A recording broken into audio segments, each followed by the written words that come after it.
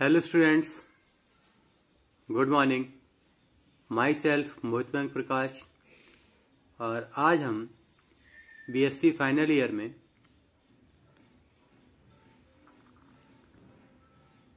Sericulture के बारे में बात करेंगे। यानी फर्स्ट पेपर में हमारी थर्ड यूनिट है, उसमें सेरीकल्चर, जिसमें हम सिल्क वर्म का कल्चर करते हैं।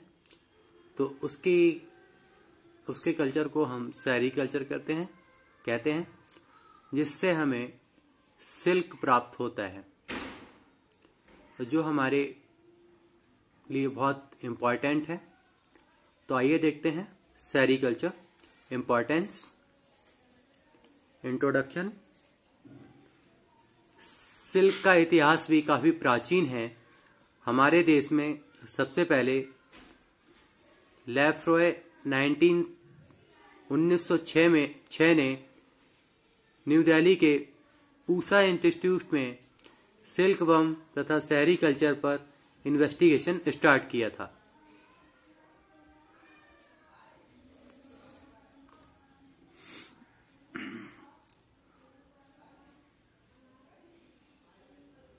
उसने इलाहाबाद में यूपी गवर्नमेंट के सहयोग से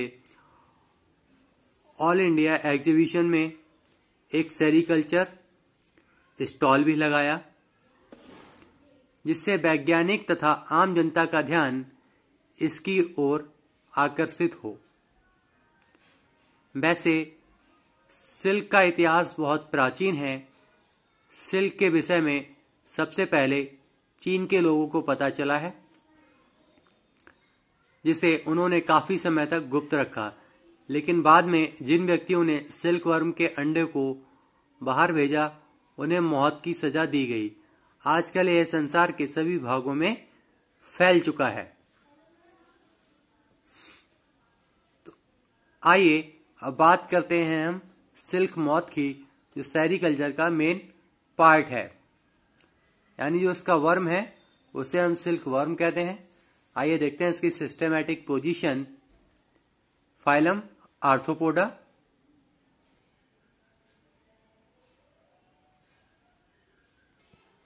class Insecta, sub class Pterygota, order Lepidoptera, family Bombycidae, Saturniidae, species Bombyx mori.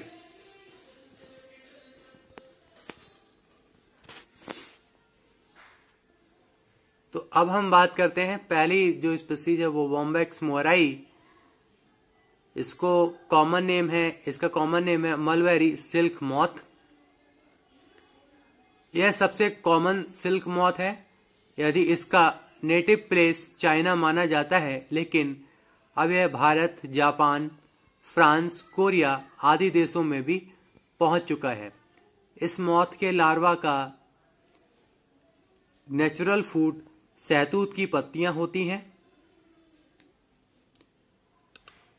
इससे प्राप्त होने वाली सिल्क सफेद रंग की होती है। दूसरा है एंथेरिया पैफिया, जिसे हम आइसर सिल्क के नाम से जानते हैं। यह भारत, चीन तथा श्रीलंका में कॉमन है। इसके लार्वा बेर, अंजीर, ओपी यानी मदार के पेड़ों पर पाए जाते हैं। इससे प्राप्त होने वाली सिल्क ब्राउन कलर की होती है। इसके कोकून हार्ड तथा मुर्गी के अंडे के बराबर होते हैं। इसमें ब्रीडिंग को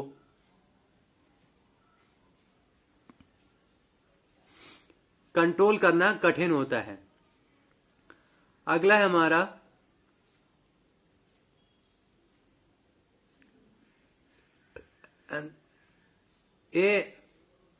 आसरमा, यानी इसे हम मूगा सिल्क के नाम से जानते हैं।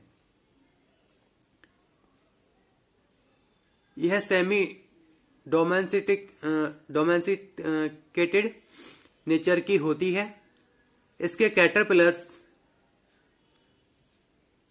मैचिलस प्लांट पर फीड करते हैं। इससे प्राप्त होने वाली सिल्क मूंगा सिल्क कहलाती है। अगली सिल्क है अटैकस रेसिनेई, जिसे हम इरी सिल्क कहते हैं। तो आइए देखते हैं। यह स्पीसीज कैस्टर की लीफ पर फीड करती है। इसके कोकून्स की रीलिंग नहीं की जा सकती। इससे मिलने वाली सिल्क अरंडी सिल्क कहलाती है, जिसके धागे चमकीले नहीं होते परंतु ड्यूरेबल होते हैं।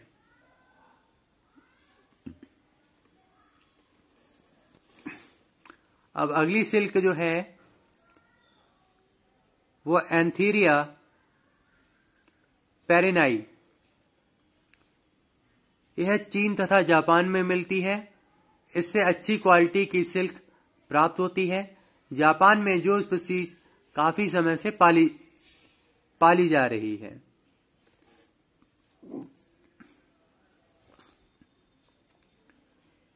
अगली स्पीसीज है एल्टकस एटलस, ज्ञानी सिल्कवर्म। Giant silkworm. यह स्पीसीज इंडिया तथा मलेशिया में पाई जाती है। यह लार्जेस्ट लिविंग इंसेक्ट है, जिसकी लंबाई विंग्स के फैलने पर 1 इंच होती है।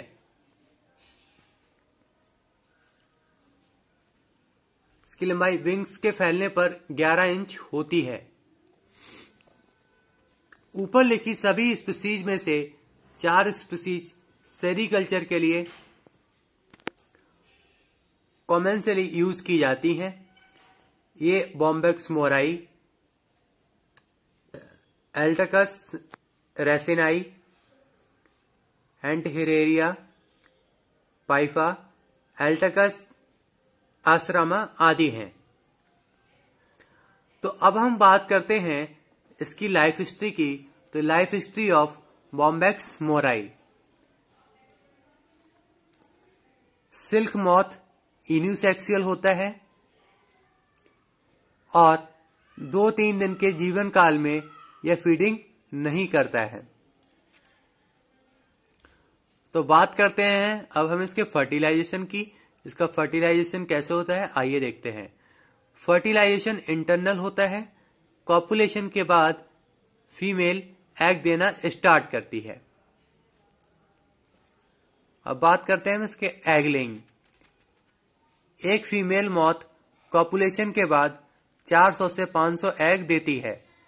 इसके बाद जो लार्वा बनते हैं उनको फूड सप्लाई बहुत आवश्यक है। एग झुंड में दिए जाते हैं, यानी एग ग्रुपिंग में दिए जाते हैं। विदाउट ग्रुपिंग में एग नहीं दिए जाते। तथा फीमेल मॉथ अपने जिलेटिनस श्रावण से ढक लेती है। जैसे समय बीतता चला जाता है एग डार्क होते चले जाते हैं। अब अगली प्रोसेस आती है हैचिंग। तो हैचिंग क्या है आइए देखते हैं। लगभग 10 दिन के इंक्यूबेशन पीरियड के बाद एग में हैचिंग होती है, जिसके बाद लार्वा या कैटरपिलर बनता है। कैटरपिलर को शहतूत की लीव्स नियमित सप्लाई होनी चाहिए। इससे उनका डेवलपमेंट नहीं हो पाता है। जब उन्हें फूड नहीं मिल पाता है तो कैटरपिलर मर जाते हैं, जिससे हैचिंग नहीं होती। अब बात करते हैं इसके कैटरपिलर्स की। तो कैटरपिलर्स क्या है आइए देखते हैं। तो कैटरपिलर्स प्रारंभ में हल्का पीला या पीले रंग का होता है। इसकी लेंथ 0.3 सेंटीमीटर होती है। इनमें मैंडिबुलस टाइप के माउथ पार्ट होते हैं। यह शहतूत की पत्तियों को खाते हैं। इनमें 12 सेगमेंट होते हैं, जिसमें से 10 खंड एब्डोमेन के होते हैं। इसमें 5 पेयर सीडो लेग्स पाए जाते हैं। कैटरपिलर में एक एनल सेगमेंट में एक डोर्सल हॉर्न पाया जाता है। लार्वा में 4 मॉल्टिंग के बाद 5 इनस्टार्स बन जाते हैं, जिनके बनने में हैचिंग के बाद 21 से 25 तक का समय लगता है। तो आइए अब देखते हैं इसकी लाइफ हिस्ट्री का डायग्राम।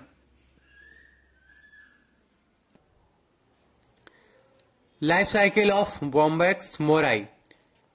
देखिए, इसमें ये एडल्ट है, ये यूनिसेक्सुअल होता है। ये एडल्ट मेल और एडल्ट फीमेल दोनों एक ही में होते हैं। ठीक है, एडल्ट मेल और एडल्ट फीमेल फर्टिलाइजेशन के बाद मलबेरी के लीफ पर एग देती है।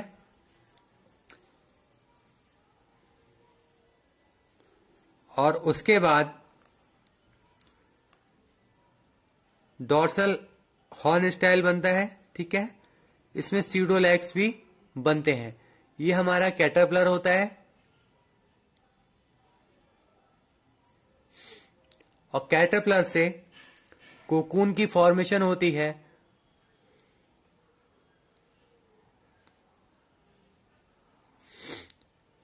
ये टीयर्स ऑफ कोकून। ठीक है, ये कोकून में अंदर जो लार्वा बनता है, ये उसका डायग्राम है।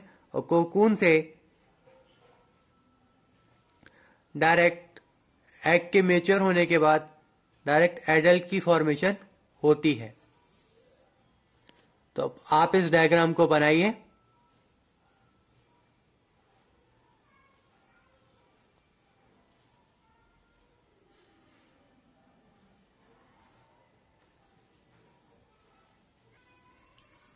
इनमें कंप्लीट ग्रोथ करने पर लार्वा का साइज 7.5 सेंटीमीटर तक पहुंच जाता है। इनमें सैलाइवरी ग्लैंड्स बन जाती हैं और यह फीडिंग बंद कर देता है और प्यूपा के लिए तैयार हो जाता है। तो अगली स्टेज है प्यूपा। तो प्यूपा क्या है, आइए देखते हैं। कैटरपिलर फीडिंग बंद करने के बाद पत्तियों के कोनों में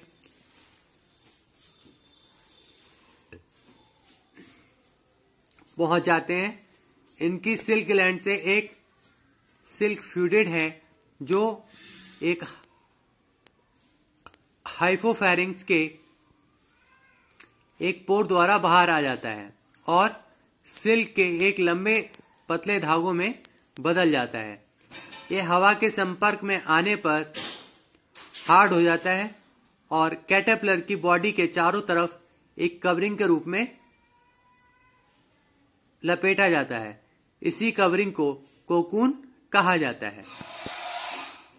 अब बात करते हैं कोकून की।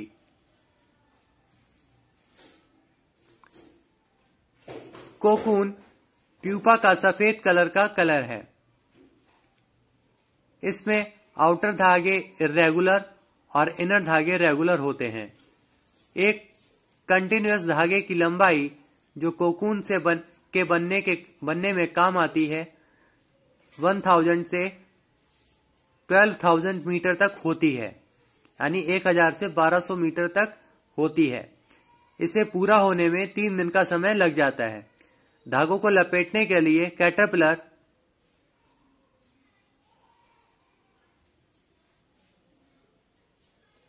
के हेड की लगातार गोल गोल मूवमेंट्स होती हैं। अब सिल्क वर्म